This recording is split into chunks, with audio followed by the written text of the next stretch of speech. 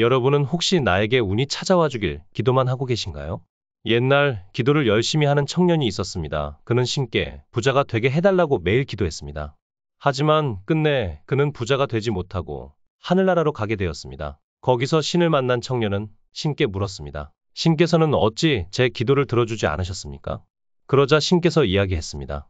나는 너에게 큰 행운을 준비했었단다. 공부를 하면 시험에 붙을 것이고, 장사를 하게 되면 장사가 잘 되도록 말이지. 하지만 넌 기도만 하고 아무것도 하지 않더구나. 여러분은 어떠신가요? 나에게 운이 찾아오길 기다리기만 하고 있지 않으신가요? 모든 사람의 인생에는 몇 번의 행운이 찾아옵니다.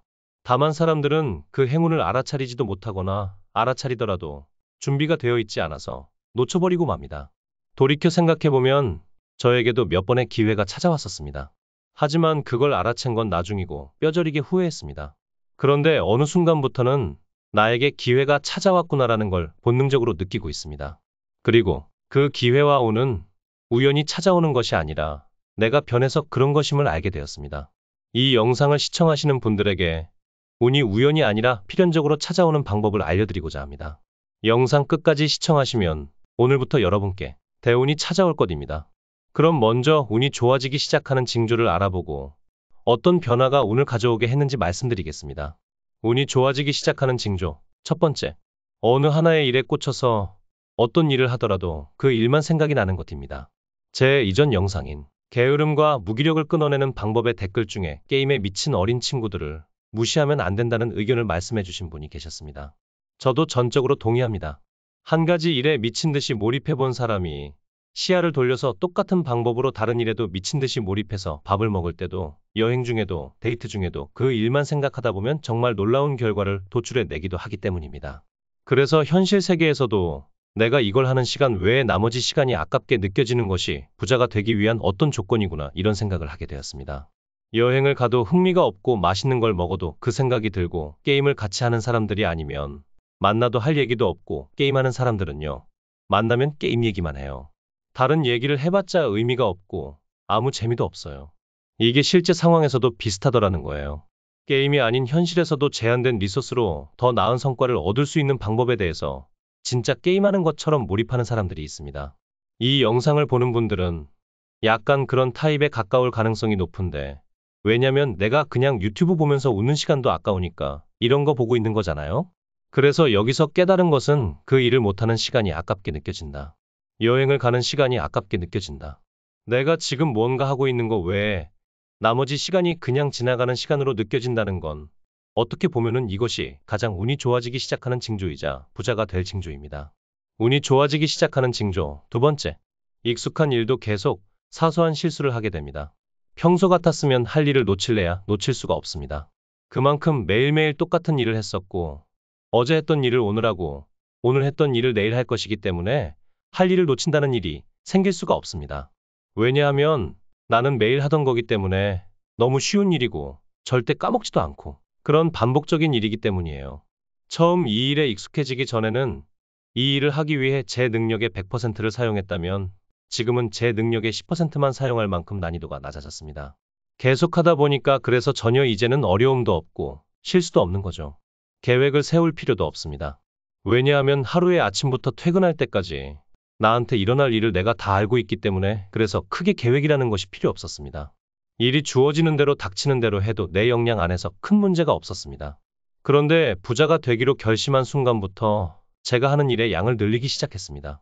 처음에 새로운 일을 시작할 때는 기존 일을 그만두는 선택은 어려웠습니다. 그래서 기존 일은 그대로 다 하면서 새로운 일을 해야 할 수밖에 없었습니다. 그러면 어떻게 될까요? 내가 원래 하던 업무에다가 새로운 일이 추가되는 거예요. 한두 개 추가됐을 때까지는 괜찮았습니다. 그런데 일이 하나 둘씩 성과를 내기 시작하면서 일의 양이 내 한계를 넘어서게 되고, 그때부터는 우선순위를 정하지 않으면 어떤 일도 제대로 할 수 없게 되고 실수를 자주 하게 됩니다. 이때부터는 계획과 메모가 필수가 되어야 합니다. 예를 들면 우리가 한 자릿수 덧셈이나 구구단 수준의 계산을 할 때는 머릿속으로 쉽게 계산이 됩니다. 이걸 종이에 적어서 계산한다고 하면 엄청 비효율적일 것입니다. 그러나 복잡한 계산은 더 이상 머릿속에서만 계산할 수는 없습니다. 여러분은 더 이상 적을 필요가 없는 단순한 계산만 하고 계신가요? 이렇게 규칙성이 있거나 구구단 같은 일은 내가 적을 필요가 없는데 복잡한 사칙연산 같은 일을 하면은 종이에 적을 수밖에 없습니다. 1567 곱하기 123. 이 답을 구하려면 적어야 합니다. 우리가 어떤 걸 암기하고 있다라는 건 그 순간적인 기억을 붙잡고 살면서 암기할 수 있는 일만 선택을 한다는 것입니다. 뭐냐 하면 내가 할 일을 하루 7일 분량을 다 외우고 있는 것을 놓치지 않으면서 행동하는 걸 선택한다는 것입니다. 이런 선택만 한다면 내 삶에 새로운 운이 찾아올 기회를 놓치게 됩니다. 대부분의 사람이 이렇게 하기 때문에 직원들이나 평범한 수준에 있는 사람들한테 주는 업무는 암기로 할 수 있는 일일 수밖에 없습니다. 근데 이거를 돌파해내려면 업무량을 급격하게 끌어올려야 됩니다. 그러려면 이거를 적는 수밖에 없다는 거죠. 맞습니다. 정리해보면 어떤 숫자는 암산하는 게 더 효율적일 수 있지만 어떤 숫자부터는 암산하는 것이 거의 불가능합니다. 그래서 부자가 되기 전에 나타나는 징조는 자꾸 내가 실수를 하는 것입니다. 왜냐하면 내가 익숙하지 않은 일을 하기 때문에 그런 거예요. 내가 할 수 있는 양을 넘어서기 때문에 그렇습니다. 그렇지 않습니까? 그 일을 하다 보면 메모가 필요해진다는 걸 내가 깨닫게 되고 내가 스케줄링이라는 게 필요해진다는 걸 깨닫게 되고 일의 우선순위가 존재한다라는 걸 알게 되는 거죠. 그렇게 해서 내가 우선순위를 어디다 두느냐, 성과가 더 좋은 그런 일로 다시 삶을 배열하고 이렇게 하기 시작하면서 제 삶의 성장 속도가 나오기 시작한 것 같습니다. 아인슈타인은 어제와 같은 오늘을 살면서 다른 결과를 기대한다면 정신병이라고 했습니다. 어제와 다른 오늘을 살아보고 또 실수해보세요. 운이 좋아지기 시작하는 징조. 세 번째, 포기하고 싶은 마음이 느껴질 때 당신의 운이 좋아지기 시작하는 징조입니다. 100명이 오늘부터 매일 독서를 하기로 마음먹었다고 해볼게요. 그럼 1년 뒤에도 매일 독서를 하는 사람은 몇 명이나 될까요? 한 연구 결과에 따르면 보통 2명도 되지 않는다고 합니다. 여러분도 꾸준하게 한다는 게 얼마나 힘든 일인지 아실 것입니다. 내가 어떤 새로운 목표를 세웠고 그 일을 1년 내내 하고 있다는 건 상위 2% 안에 드는 엄청난 일입니다. 그리고 이 포기하고 싶은 마음은 내가 평소에 하지 않던 선택을 했을 때만 생기는 마음입니다. 우리가 뭔가를 하다 보면 포기하고 싶은 마음이 올 때가 있어요. 그 포기하고 싶은 마음이라는 거는 정말 중요한 신호입니다. 그 마음이 나뿐만 아니라 다른 사람들도 똑같이 느끼고 있다는 것을 내가 깨닫기만 한다면 지금 내가 힘든 만큼 지금 이 경쟁 업체들, 지금 내 옆에 있는 모든 경쟁자들이 아픔을 겪는다는 것을 아는 것, 포기하고 싶을 정도로 힘든 순간이 왔을 때 내가 부자가 될 수 있는 기회라는 것을 알아차리기만 하면 됩니다. 그것을 넘어서면 내가 이길 것 같다, 여기서 몇 명 떨어져 나갔겠다 라는 생각이 들 것입니다. 이처럼 내가 새로운, 익숙하지 않은 일을 하다 보면 갑자기 그만두고 싶은 마음이 들 거예요. 그럼 그때 이런 생각을 하시면 됩니다. 아, 여기서 내가 한 90%는 이겼네. 근데 내가 일상적으로 살 때는 포기하고 싶은 마음이 들지 않을 것입니다. 포기하고 싶은 마음이 드는 순간이 있어요. 그것을 넘기고 나면 한 단계 업그레이드 되게 됩니다. 포기하고 싶은 마음이 든다. 이거는 부자가 되는 확실한 징조 중에 하나입니다. 포기하고 싶을 때 많습니다. 근데 생각을 전환하기만 하면 됩니다. 나만 그런 거 아니야. 경쟁업체들도 똑같이 다 겪고 있어. 포기하고 싶은 마음이 나한테 왔다는 건 다른 사람한테도 똑같이 왔다는 거니까. 다른 사람이 포기할 수 있는 기회가 왔다는 것입니다.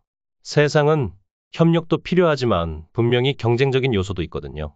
세 가지를 좀 정리해보면 첫 번째는 어떤 일을 못하는 시간이 아깝게 느껴진다. 두 번째는 평소에 익숙한 일을 자꾸만 실수하게 된다. 세 번째는 포기하고 싶은 마음이 든다 입니다. 여러분들이 이 세 가지 중 어느 한 가지라도 느끼고 계시다면 당신에게 지금 운이 다가오고 있다는 징조입니다. 그럼 지금부터 할 일은 제가 말씀드린 징조 세 가지가 다 느껴지도록 지금 그 일이나 여러분이 마음먹은 변화를 주저하지 말고 해보시기 바랍니다. 그럼 곧 운의 임계치에 다 다를 것이고 이내 폭발적인 성장을 하게 되실 것입니다. 영상이 도움이 되셨다면 구독, 좋아요 부탁드립니다. 그럼 다음에도 더 좋은 부의심리학으로 돌아오겠습니다. 감사합니다.